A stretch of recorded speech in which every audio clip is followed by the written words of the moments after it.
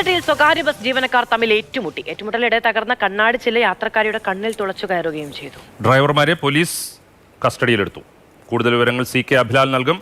അഭിലാൽ, ഈ കണ്ണിൽ തുളച്ചു കയറി ആ യാത്രക്കാരിയുടെ അല്ലെങ്കിൽ അവരുടെ എങ്ങനെയാണ് സ്ഥിതി? കണ്ണിന് ഗുരുതരമായ പരിക്കുണ്ടോ? രാജീവ്, 2 സ്വകാര്യ ബസ്സുകൾ പത്തനംതിട്ടയിൽ നിന്നും ആറന്മുള കോഴഞ്ചേരി വഴി ചെങ്ങന്നൂരിലേക്ക് സർവീസ് നടത്തുന്ന 2 സ്വകാര്യ ബസ്സിലെ ജീവനക്കാർ തമ്മിലാണ് തർക്കവും തമ്മിലടിയും ഉണ്ടായത്. ഇന്നലെ വൈകിട്ട് 5:20 സംഭവങ്ങളുടെ തുടക്കം. കോഴഞ്ചേരിയിൽ നിന്നും പത്തനംതിട്ട ഭാഗത്തേക്ക് വന്ന 2 സ്വകാര്യ ബസ്സുകൾ, മുന്നിൽ വരുന്നത് സ്വപ്ന എന്ന സ്വകാര്യ ബസ്സും തൊട്ടു പിന്നിലായി അതേ റൂട്ടിൽ തന്നെ വന്ന നിബുമോൻ എന്ന 2 ബസ്സുകളാണ്.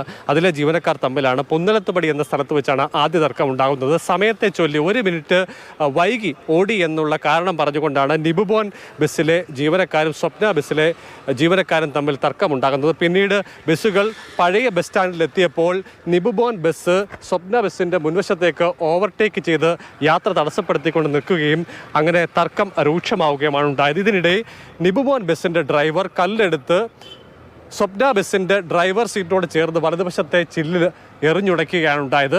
ഈ സമയം ഡ്രൈവർ സീറ്റിന് നേരെ എതിർദിശയിൽ മുൻവശത്ത് യാത്ര ചെയ്ത ജ്യോതിലക്ഷ്മി എന്ന യാത്രക്കാരിയുടെ കണ്ണിലേക്കാണ് തകർന്ന ചില്ലിൻ്റെ ഭാഗങ്ങൾ തുളച്ചു കയറിയത്. അവരെ ഇതര യാത്രക്കാർ തന്നെ ആദ്യം ജനറൽ ആശുപത്രിയിൽ എത്തിക്കുകയും പിന്നീട് സ്ഥിതിഗതികൾ മോശമാണ് എന്ന് കണ്ട് പിന്നീട് അവിടെ നിന്ന് റെഫർ ചെയ്ത് കോട്ടയം മെഡിക്കൽ കോളേജ് ആശുപത്രിയിലേക്ക് കൊണ്ടുപോവുകയുമാണ് ഉണ്ടായത്.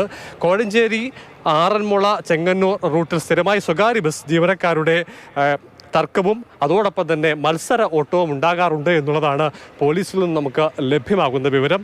2 ബസ്സിൻ്റെയും ഡ്രൈവർമാരെ പോലീസ് കസ്റ്റഡിയിലെടുത്തിട്ടുണ്ട്. ബസ്സുകളും കസ്റ്റഡിയിലാണുള്ളത്. ഇപ്പോൾ യാത്രയ്ക്ക് തടസ്സമുണ്ടാകാത്ത വിധത്തിൽ പത്തനംതിട്ട കോപ്പറേറ്റീവ് കോളേജിന് സമീപത്ത് റോഡ് വർക്കിൽ പാർക്ക് ചെയ്തിരിക്കുകയാണ്.